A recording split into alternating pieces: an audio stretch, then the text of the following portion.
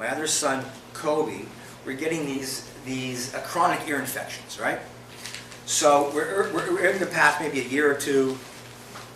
I still think I'm going to change the rule at that point. And they're getting antibiotics all the time for the ear infections. Finally, the doctor said, take the kids, get an ear operation, right? Drain the ears, blah, blah, blah. The thought of putting my kids under freaked me out, but we did it. And we're driving home from the hospital, and my two boys in the back seat just waking up with my wife. I'm in the car. I got the Rev on my phone, my speakerphone in my car. And the Rev said, maybe you should change their names. I said, why? He said, when you change the name, you change the DNA of the person. Who's David named after?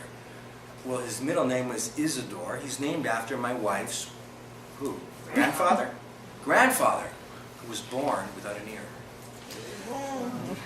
So the Rav said, before we change your son's name, do you have a Hebrew name? I said, no. He said, well, you need a Hebrew name. I'm driving home, we were downtown Toronto, we're living in Thornhill, I'm having this whole conversation. Rav says, listen, I'm getting on a plane to Paris. I need you to scan the Zohar. I want to see if you could find your Hebrew name yourself. So I'm going to give you the book, the page number, and the volume to scan with your eyes, and see if you can get the name. Now, yesterday. Right now, I pull up in my driveway. I'm at home, and the Rav says, write it down. So I take a pen, and I'm writing down, and he's giving it to me in Hebrew, and I write it down. And the Rav says, I could give you any book, any volume, any page. Right, Billy? Yes, Rav, right. There's a reason I'm giving you this book, this page. Right, Billy? Yes, Rav, yes, Rav. Write it down. I said, okay. I go in my house. I see my 23 volumes of Hebrew Zohars. There was no English Zohar then. And I'm going, oh my God, I don't know how to find the book. And the Rav's leaving on a plane. What am I going to do? I'll go to my office. I get in my car, I go to my office, and one of the chaver from the center was at my office. And I said, I need a copy of the Zohar. She goes, the Zohar at the Kabbalah Center. Wait, I have one Zohar in my purse. She pulls out her purse. She screams, she goes, ah, that's the volume. There was a post-it note. She opens a post-it note. That was the page. The Rebbe gave me a sheet of paper. How did the Rebbe know I was going to go to the center? To go to my office. I was going to go home. There's 23 books. The book, the page number with the post-it note was in her purse waiting for me. You don't seem amazed. Yeah, I'm amazed. So let's have a round of applause for good story. Freaked me out. Another story. What? What was the name? Oh, that wasn't the lesson. I didn't get the name. The lesson was for me to see the cue. I gave the Rav 5 names. They're all wrong. I said, is it Yosef, Rav? No, Billy, try again. And I scanned. Rav is... I didn't get it. The Rav named me Yehuda. I should have known because my father is David, and Yehuda ben David is a very powerful name. But I didn't know it then, so I didn't get it. But I got every name but that one. So that was my name. But it wasn't about my name. He wanted me to see that volume. So, another story. My wife was pregnant with our 4th child, Ariel. And the first 3 births were perfect. Believe it or not, thank God. Perfect.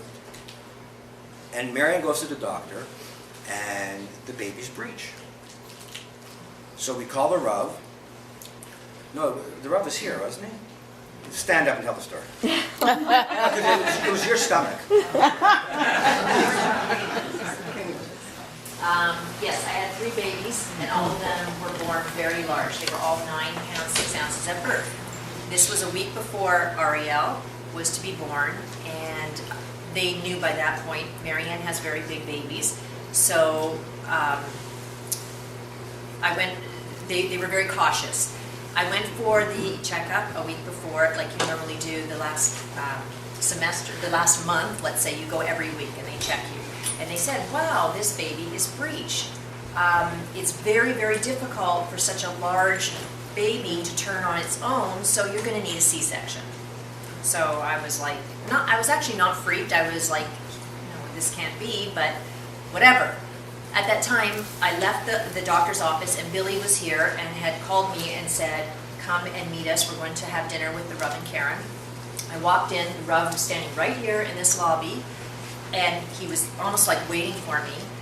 Marion, he would call me, Marion, what's the matter? And I said, I just came from the doctor's office, and he's telling me this baby's breech. And so the Rob said, come here. And he took a volume, and I still don't know, because people who are pregnant ask me this all the time, and I really don't know, because I didn't really connect to the Zohar at that point that much. And the Rob said, you take this, you read this page, you scan this page, and next time you go back to the doctor, you see everything is fine. So that night, went home, and I took my ritual bath that I take every night of my life, and I took this Zohar in the bath with me. And I'm scanning, and all of a sudden my stomach starts to hurt. And in the water, it is doing something like out of a horror film. It looked like it was scary, and I screamed, Billy, come here, you're not going to believe this. And he's my witness, because he came in and he saw my stomach doing a twisty turn thing, and it was very painful, and it lasted about 5 minutes, and that was it, it stopped. And I didn't connect the two. I just was, wow, okay, that's done. Went back the following week, as per usual, for my checkup. Doctor does, checks to see how many centimeters are dilated, because now she's due. And he says, wow, quote unquote, this is a miracle. This baby has turned. And not only has it turned, you're crowning. Your head was coming out. It was ready to come. And so that was the miracle of that Zohar. I connected the dots. The Zohar.